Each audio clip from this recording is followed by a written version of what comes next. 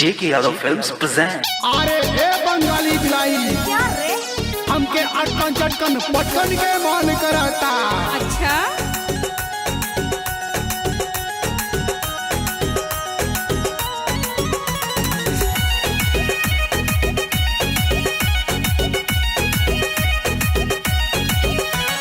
हमहू तो हई बंगाल वाली परी का तू निहारेला हमके हर घर।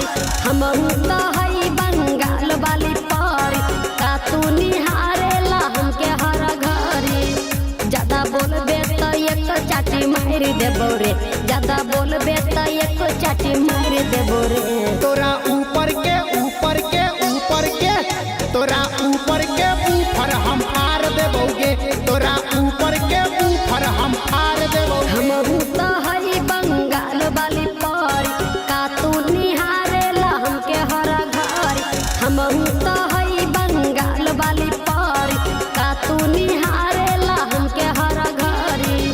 ज्यादा बोलबे तो एक चाटी मार देबो रे, ज्यादा बोलबे तो एक चाटी मार देबो रे। तोरा ऊपर के ऊपर के ऊपर के तोरा ऊपर के ऊपर हम हार देबोगे, तोरा ऊपर के ऊपर हम हार देबोगे। बंगाली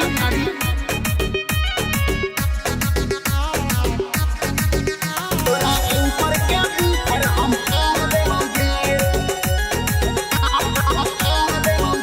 आरा छपरा ही लैनी अभी लाइव मोतिहारी। उसवा हाथ के लइका तोहर गरमी उतारी आरा छपरा ही लैनी अभी लाइव मोतिहारी। उसवा हाथ के लइका तोहर गरमी उतारी। यादव जी के लइका पानी ढार देतोगे, यादव जी के लइका पानी ढार देतोगे। तोरा ऊपर के ऊपर के ऊपर के तोरा ऊपर के ऊपर हम हार देबोगे, तोरा ऊपर के ऊपर हम हार देबोगे।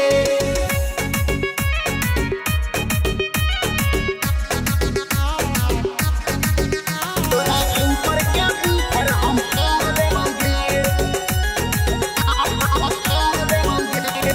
कथी तोरा मन में बाबू झकानी बतिया। बिलवा के साथे बिताई लना रखिया। कथी तोरा मन में बाबू झकानी बतिया। बिलवा के साथे बिताई लना रखिया। जेके यादो 500 2000 देतोगे, जेके यादो 500 2000 देतोगे। तोरा ऊपर के ऊपर के ऊपर के तोरा ऊपर के ऊपर हम हार देबोगे, तोरा ऊपर के ऊपर हम हार देबोगे। Bengali JK Yadav Films